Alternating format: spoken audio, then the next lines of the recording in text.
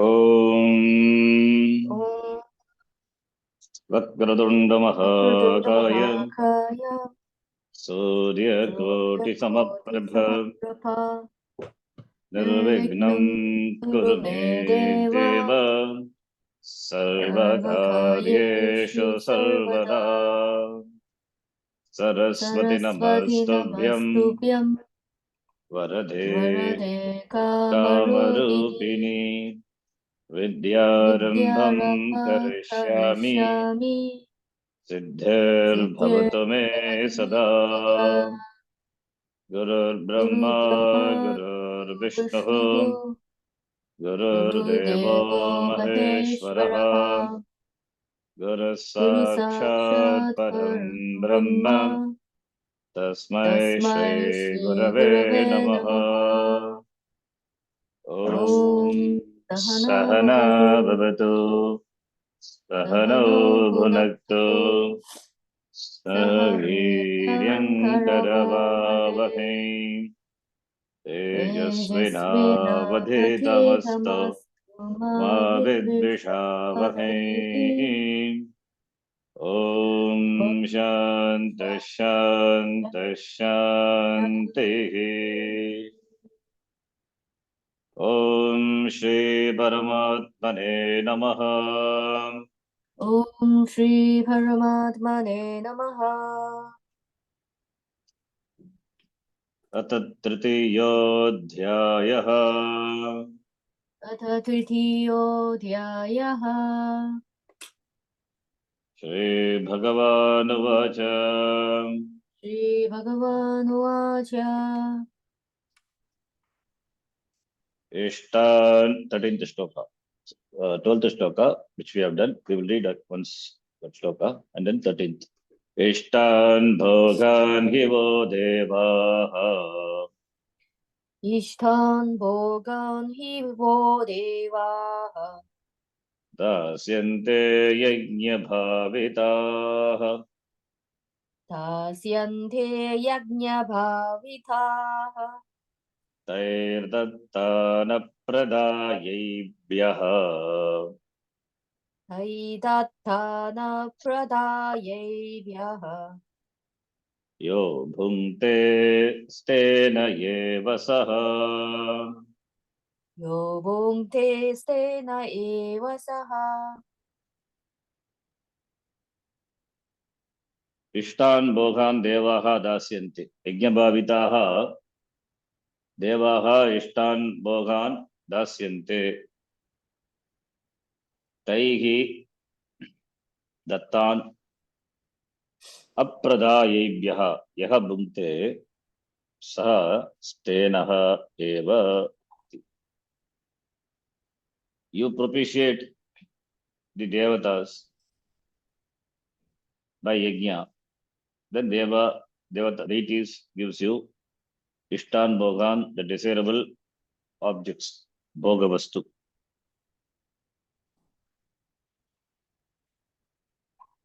So the deities propitiated by yajna gives. Whereas the person who enjoys the objects, the desirable objects given by them without returning, without offering back to them, is a thief. So you propitiate the devatas, devatas propitiate you. Thus, propitiating each other, we shall gain the highest good. Param Shreyaha Avapsita. Iti Bhagavan said in the 11th shloka. Now, in the next shloka, you propitiate the devatas and devatas propitiate you. Fine. But there are people who do not acknowledge, who don't acknowledge what was given by the devatas by offering to them. It means they are just consume what the devatas give, but they don't contribute.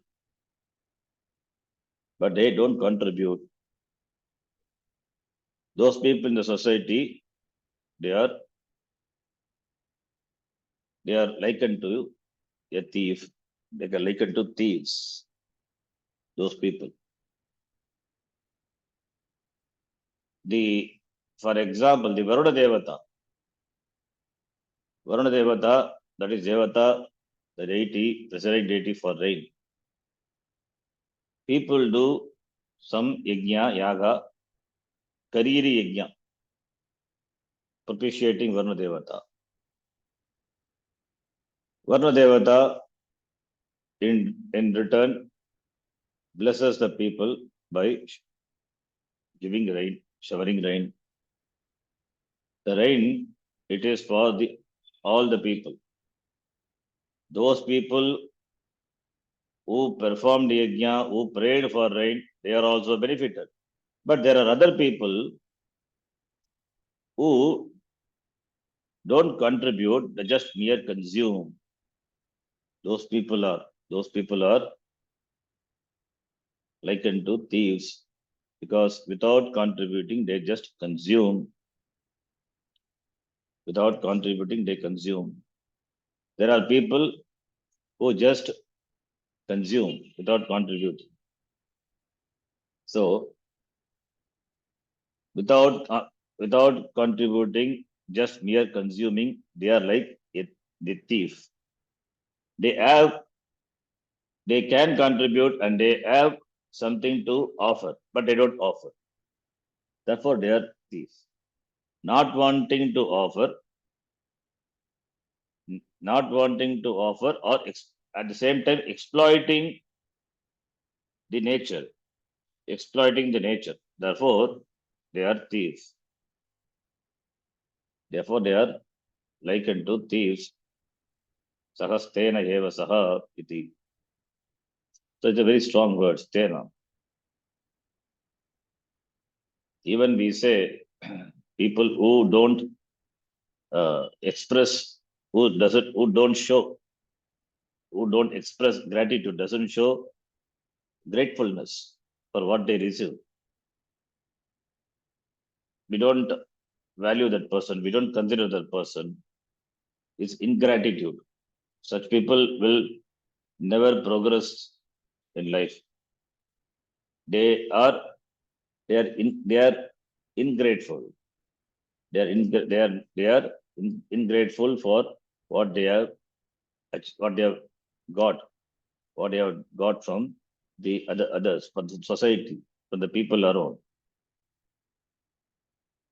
So therefore, such ingratitude, that attitude of being ingrateful, is what is here criticized.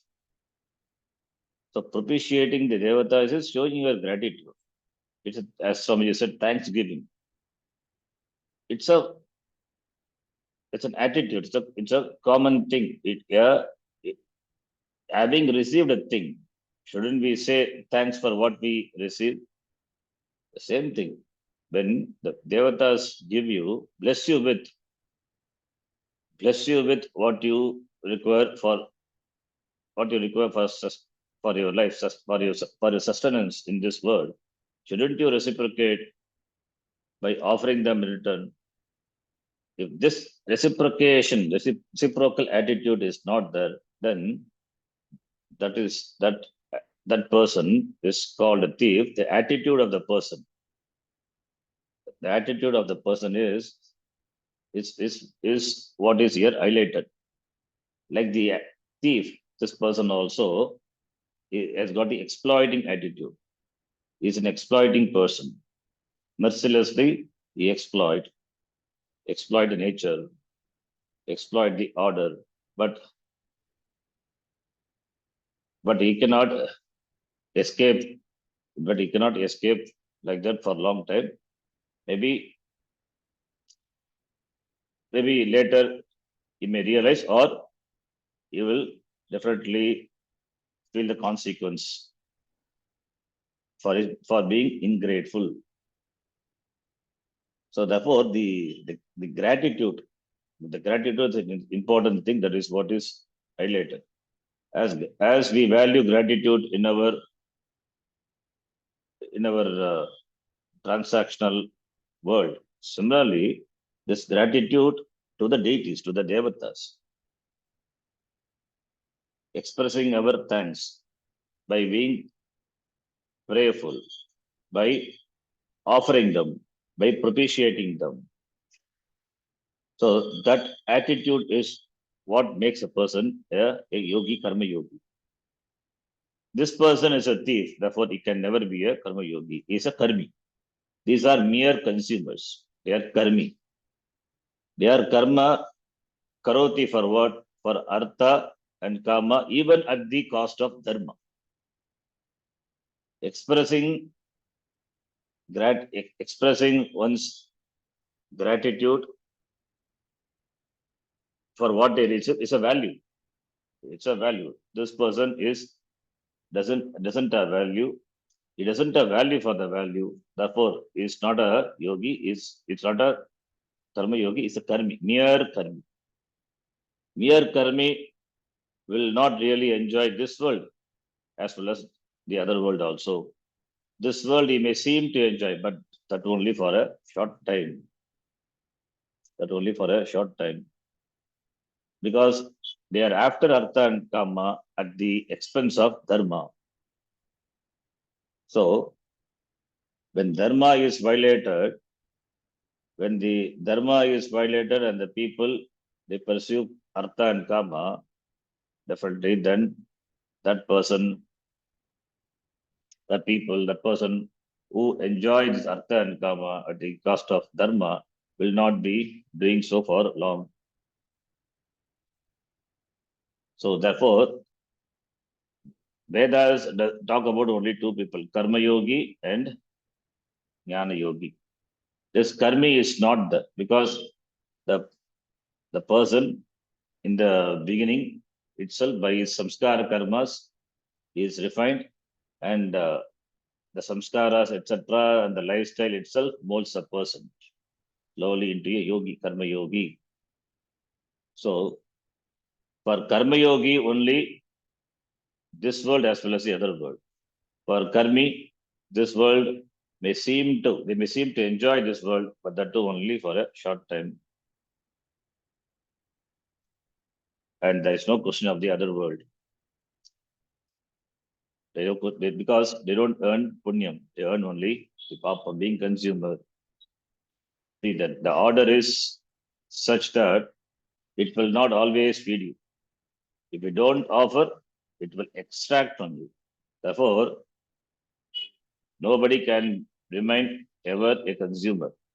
You have to offer, you have to contribute willfully, otherwise it will be extricated from you. That is how the order functions. So therefore here, stenaha is not a appreciative title.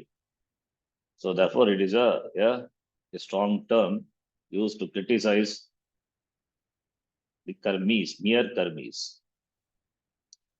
Now, having said that, in the next shloka, the following shloka, those who partake of this yajna, they are glorified. How they are glorified? Let us read that. In the next shloka, there Krishna describes these two types of people. Yajnashishtashinas santaha Yajnashishthashina santah मुच्यन्ते सर्वकिल्बिषैः मुच्यन्ते सर्वकिल्बिषैः भुञ्जते ते त्वकं पापाः. Visarga is पुन् पुञ्जते ते त्वदं पापाः ये पचन्त्यात्मकारणात् ये भजन्त्यात्मकारणात्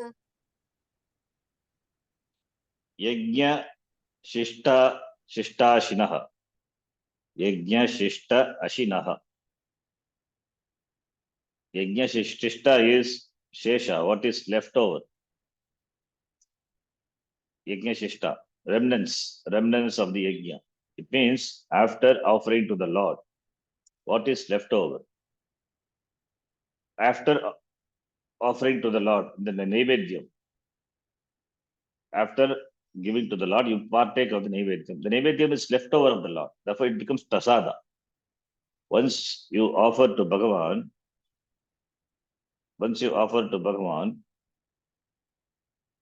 in the puja, in the form of a Naivedyam, and when you partake of that, that is not the same as it was before. It is now blessed by the Lord, it becomes prasada. Therefore, those who eat yajna shishta shinasantaha, after offering to the Lord, those who consume, it means not really eating, consume. Those who consume, they become pure from all the impurities. Sarvakil Vishayi Muchante, because it's a prasada. The prasada removes all the impurities. There is an attitude involved in accepting it as a prasada. It is blessed by the Lord, and therefore it removes all the impurities. Without offering, if you eat, then it is impure. Without offering to the Lord, if you eat, then what you consume is impure. What you consume is impure, and it will make you impure. And this prasada is free from impurities. By consuming that, you become pure. So therefore, Buchyante sarvakil vishayhi. Bunjate tu agam papaha. Agam papaha. So bunjate, consume. That is, they consume, they eat. What those people, they eat. What agam. Bunjate tu agam papaha. They are papaha, papis. They commit papa. What they eat? Agam. Agam is papam. They eat pap. They eat papam. Why? Ye pachanti atma karana. Those who cook for themselves. Yeah, we can take cooking. That is an example of offering to the Lord. Like in the puja. The puja, at the end of the puja, you offer Naivedyam to the Lord and you consume the after Naivedyam, that is prasada. But those who consume without offering, what they are eating papam. And they ye pachanti atmaka, those who cook for themselves, atmakaranat pachanti, atmakaranat pachante it should be, and they don't offer to the Lord. Then what do they eat? That annam, that food, what they eat is nothing but papam. Therefore, they are papis. So, two types of people. First set of people, they offer to the Lord, and the remnants they consume. Therefore, they are free from impurities. Second set of people, they cook food for themselves only, they don't offer to the Lord. And the annam, they cook for themselves and they consume. And therefore, the food is full of impurities, and therefore they are papis, they consume papam only. So one set of people becomes pure by consuming the remnants of the yajna, whereas other set of people consume papa and they become papis. Iti. So the attitude is shown in the shloka. The attitude of a karma yogi is shown. Karma yogi and karmi. The attitude of a karma yogi. Karma yogi always he offers unto the Lord and then he consume. First to the Lord and then he consume. Whereas other set of people, first they consume and they never offer to the Lord. They are the first and they are the last. In fact, they don't cook for the Lord. They don't cook for anyone. They cook only for themselves. Therefore, they are selfish people and they are papis. Those who eat, having first offered the food to the Lord. That is why before we eat, we do parisheyanam, we offer to the Lord, and then we consume. We do parisheyanam. We say Brahmarpanam Brahma, we do some prayer and offer to the Lord. Manasika prayer we do, and then we offer, and then we consume. That becomes prasada. Prasada purifies the mind. Prasada purifies the mind. Prasada buddhi is there, therefore annam is prasadam, and prasada purifies the mind. Whereas people don't have the prasada buddhi, and therefore they don't offer and they consume. They consume. The annam is with dosha. So anna dosha. Anna doshaha, buddhi doshaha. Anna dosha will be their buddhi dosha. Therefore, those who eat having first offered the food to the Lord, they are released from impurities, whereas those people, sinful, the word Swamiji will not use, the papis, those who are committed to the dharmic ways, papis, they cook only for themselves, eat papa. Like a stena in the previous shloka, those who don't reciprocate what they receive from the devatas, such people they will cook only for themselves. They never cook for others. They don't have the sense of gratitude. They are such ingrateful people. Therefore, they cook only for themselves. They never offer annam to the Lord. They offer the food to the Lord. They cook for themselves and they consume. Therefore, they are papis only. Here, Karma Yoga is presented as yajna in this shloka. We can take literally annam, the action of eating, or we can take it as a yajna, Karma Yoga. So we have seen how all actions are yajnas, whether in the form of rituals. Rituals is Agni Karma, Vedika Karma, or prayers, or performing one's duties to others, more of which we shall see in the next chapter. So all of them are called yajna. So whether it is really a yajna, it is ritual, Vedika ritual, or a prayer, or the performing actions, one's duties, all are yajnas. So what is left over after the performance, that is the result. That is what here it says. That is performing one's duty to others, the action they offer to the Lord. It means offering to the Lord, it means they acknowledge the presence of Ishvara in their each and every action. So therefore, Ishvararpana Buddhi. And the result of the action, whatever comes, they accept it as Prasada Buddhi. They gracefully accept, and they gracefully, that's acceptance. That is what consumption is. They accept, they offer, they welcome what comes as the karma pala for the karma, what they have done. So that attitude, that is karma yoga attitude. So whereas those who do not acknowledge Ishvara and they perform karma merely for the results, and they are bothered only about the result, therefore they eat only papam, they suffer. That is the idea.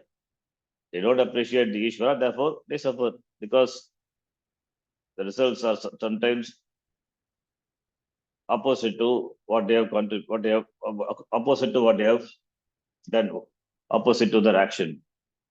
So therefore they suffer. Therefore they suffer. Not offering to the Lord, they consume. Not offering to the Lord, they consume. Therefore they are papis. They don't appreciate Ishvara. Therefore they are papis. That is the idea. So karma yogis appreciate Ishvara in all their actions. Therefore they have Ishvararpana buddhi and prasada buddhi. Whereas karmis, they don't acknowledge, they don't appreciate Ishvara. Therefore they are papis. They do karma just for the karma's sake, not acknowledging Ishvara. Therefore there is no Ishvararpana buddhi and there is no prasada buddhi. When prasada buddhi is not there, then what they consume? They consume what they consume is, it's only because they don't assume, they don't recognize, appreciate Ishvara, therefore consume only papa. Therefore they are papis. Papi means they are the spiritual life is not for them. Not only spiritual life, this life also is not for them. Really they can't enjoy. They may seem to enjoy, but really they can't. They will not have the real enjoyment. They will have a semblance of enjoyment only. They will never have that peace of mind, that tranquility, that calmness, what Karma Yogi enjoys. That is what real enjoyment. Doing, they are not disturbed. Whereas these people, they do get disturbed And in between some sukham comes, for the sake of that they do, but they suffer most of the time.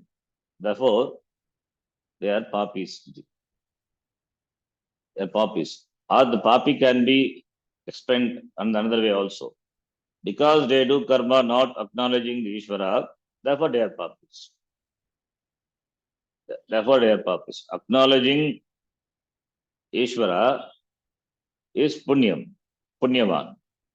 Not acknowledging Ishvara, not appreciating, the Ishvara, therefore for what they receive, they are not, they are ingrateful, therefore they are papis. So therefore in this way also we can take their papis. Therefore they consume papam only. They consume papam, they are papis. So the punyam and papam, that distinguish these two types of people. Since Ishvara the Lord is to be recognized in the form of various cosmic forces or elements, these forces are viewed individually and are called devatas or devas, meaning deities. Thus it is said, may you propitiate the devatas and let them bless you. This means that you let them do what they have to do and you do what you have to do. When you do what you have to do, then they will do what they have to do. In this way, parasparam bhavayantaha. In this way, there is nothing outside of Ishvara. The natural forces are not looked upon as mere inert forces. It is not mere inert forces, they are all blessed by the Ishvara. Presiding deities are there. Therefore, everything is within Ishvara, the conscious being, Chetana Vastu. Even one is under the spell of dream. In a dream, we see both living things, living beings, and inert objects. The mountain seen in a dream is inert. The sun and its rays are also Jada. Everything is seen as Jada. In fact, not Chetana. But the difference between inert and the conscious, Jada Chetana Veda, is only within the framework of what is perceived by you as the subject of the dream. If having perceived the dream objects, you shift your perception to the person who is dreaming, the creator of the dream, then you will see that there is no world outside of the dreamer. If the dreamer is conscious being, the dreamt world is also is not separate from the dreamer because he is both the maker and the material. Nimitta Karanam for the dream world and material, Upadana Karanam for the dream world. Therefore, from the dreamer's standpoint, there is nothing inert or conscious. Everything is the dreamer alone. So everything is dreamer alone. So therefore, sorry.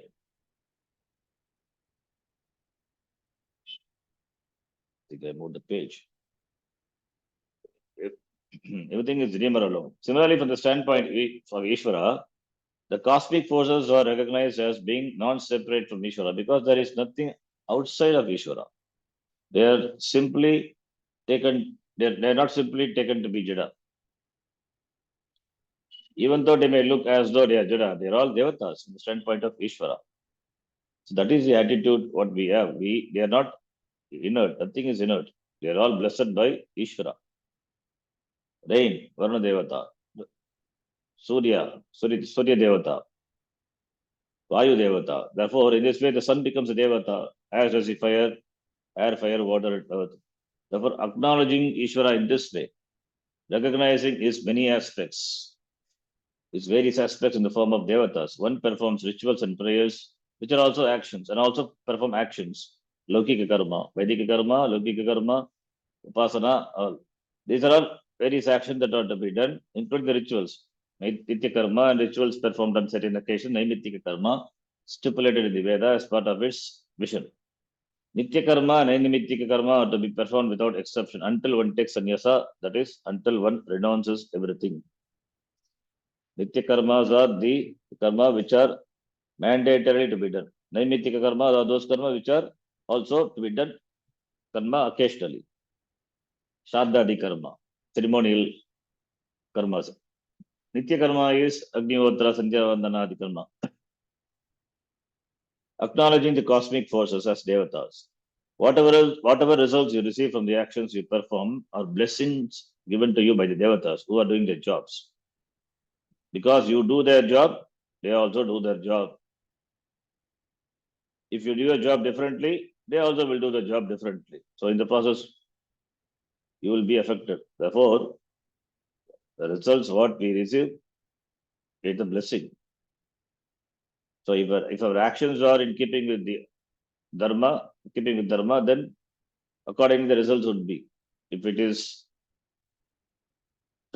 disturbs the order, then our actions, if it is done in such a way that disturbs the order, similarly, then accordingly the results would be.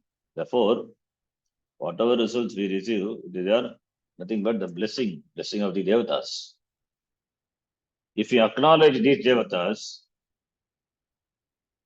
you acknowledge Ishvara, therefore you acknowledge these devatas. If you acknowledge these devatas and give them their due, then you become a person who is not a thief or a cheat, as Krishna said in the previous shloka. You give them their due. You give them their due means you contribute. You contribute to the order. Because you consume, therefore you have to contribute. You cannot remain without being a consumer. So you consume, therefore you contribute. So every consumer must contribute. And every contributor is also a consumer. Then what is the difference between a karmi and a karma yogi is a karma yogi contributes more than what he consumes. Whereas a karmi is, he consumes more than what he contributes. That makes a difference between a karmi and a karma yogi. Therefore, a karma yogi always offers because he acknowledges Ishvara. Therefore, out of love, out of bhakti, out of knowledge, he contributes. Whereas a karmi is interested in his petty selfish things. Yes, to meet his selfish ends, therefore he consumes at the cost of at the cost of at the cost of oneself, at the expense of oneself. Therefore, he suffers. Not knowing,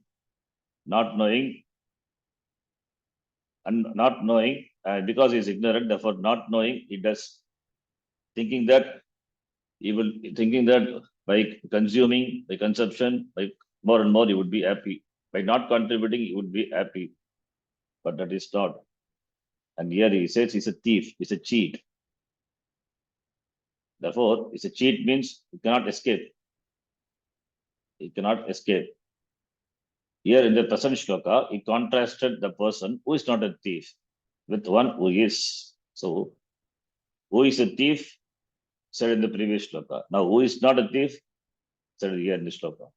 Therefore, one cannot help but perform certain harmful karma as one lives daily life. Yes, life does live upon life. If freedom or free will were not there, nothing would be sinful, papa, strictly speaking. There would be no wrongdoing, no papa karma. But because one has to eat and must fulfill certain minimum requirements in order to survive, there is naturally some kind of injury, imsa done. Some plants, animals, bugs will be destroyed.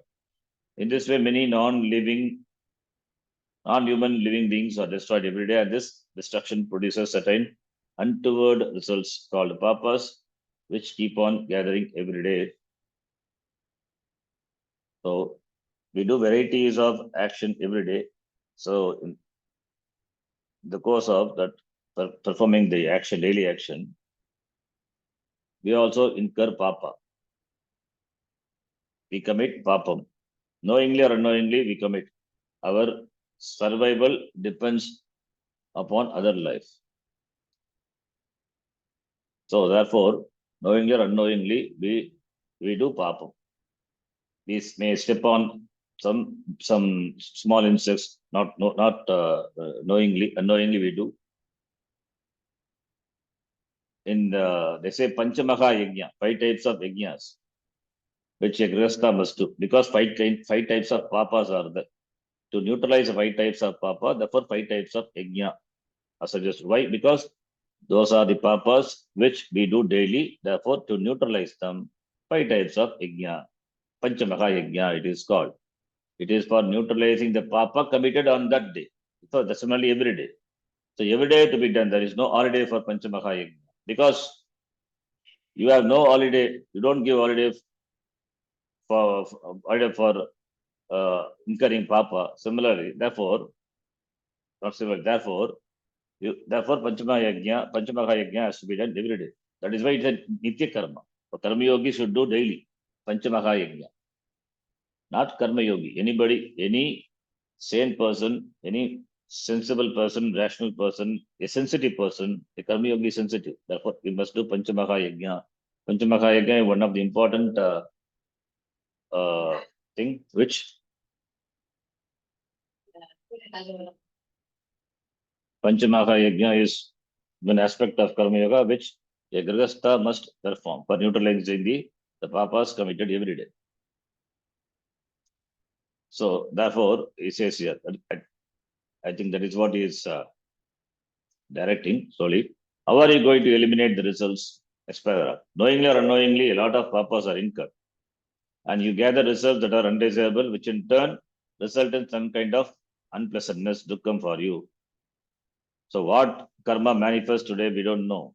In addition to the prarabdha karma, which manifests in the form of sukhanubhava, dukkhanubhava, and whatever karma we do every day, that also adds up.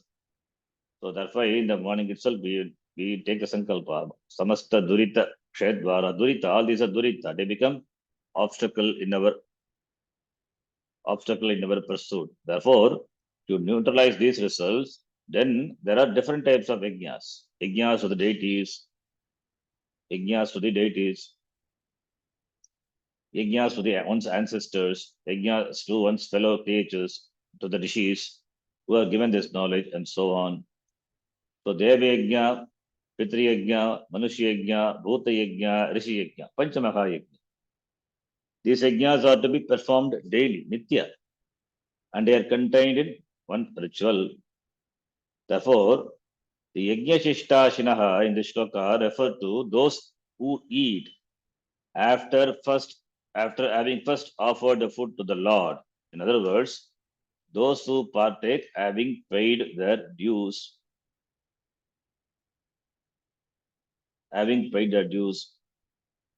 So dues have to be paid, and after that only annam should be consumed, because in the preparation of the annam, papas are involved. Therefore, it should be neutralized, and then only should be consumed. Then it becomes the prasada, yajna shishtasinaha. So then annam becomes prasada. Therefore, those who partake having paid their dues. So after offering the food to the Lord, then it becomes prasada. Then only it becomes yajna shishtasinaha. Then only a person should consume. While people in India today may not perform all the enjoined yajnas very methodically, they always offer to the food to the Lord, and only then do they eat. We do it every day. We do it. We offer the food to the Lord, and then only eat. The ritual itself is not what is important. It is the attitude, the bhavana that counts. Karma yoga is it's all about the bhavana, the attitude. The food is cooked and offered to the Lord. The attitude being that only what is left over, yajna shishta, is to be eaten, which is what is meant by prasada. Because it is already taken by the Lord, therefore it becomes prasada. Yajna shishta, therefore it becomes prasada. It is a blessing from the Lord. Those who eat only prasada, they don't eat food. They eat only prasada. It is not food. It is not called food. It is called prasada. The attitude behind that, calling that food as prasada. That is because it is offered to the Lord. It has become pure. It has become pure. Therefore, it is prasada. Having offered to the Lord with the prayer, such as a chant Brahmarpanam Brahmavihi, the food itself becomes prasada. Thus, it is said that those who offer food to the Lord and then partake of what is left over, they are released from all the papas. Muchante, Sarvakil Bishagi, from all the papas that have been gathered daily because of having performed some injury or the other interest of the survival. Tullani, Peshani, many actions are done in the preparation of the food in the kitchen, like merely by grinding something, patiently, washing the floor, margining, spraying detergent, or walking. We are continually killing something. This killing involves papam. Killing mosquito, papam. But it is unavoidable. Therefore, little papam will be there, but it has to be neutralized. Otherwise, it will come as some durita. This killing is often done deliberately for our own welfare. In fact, we could not live if we don't do it. If we did not do it, we cannot live. The bugs that we kill want to live, but we also want to live. Coexistence not being possible, the bugs must be destroyed. This act of destruction involves some papam, some adharma, which, as Krishna points out in this shloka, can be neutralized by daily prayer, not by anything else. Daily prayer, that is nitya karma. By panchamaka yajna, by offering prayers, etc. Karma can be neutralized. Neutralization of the papa karmas. So this is what this is what consuming after offering. Papas are neutralized. Not offering and eating, then the person is eating only papa, because the annam prepared, the food what is prepared is involves so many killing. Knowingly or unknowingly it is done. Therefore, it is the result of that. Therefore, it is papam. Therefore, papis consume papam. And the papam has to be neutralized by this panchamaha yajna. Then it is not a papam, because papam is neutralized. Therefore, they become free from papa. Sarvakil bishaihi muchante sarvakil bishaihi iti. This is with regard to the food, or we can take it in general also, any action. In general or in a particular action, that eating action, that preparation of annam food can be taken. We'll stop here. We'll continue tomorrow. Om Purnamadah Purnamidam Purnamidam Purnat Purnamudachyate Purnasya Purnamadhaya Purnamevavashishyate. Vashishyate. Om Shanti Shanti Shanti. Harihi Om Shri Gurubhyo Namaha. Harihi Om. Dhanyavadaha. Dhanyavadaha.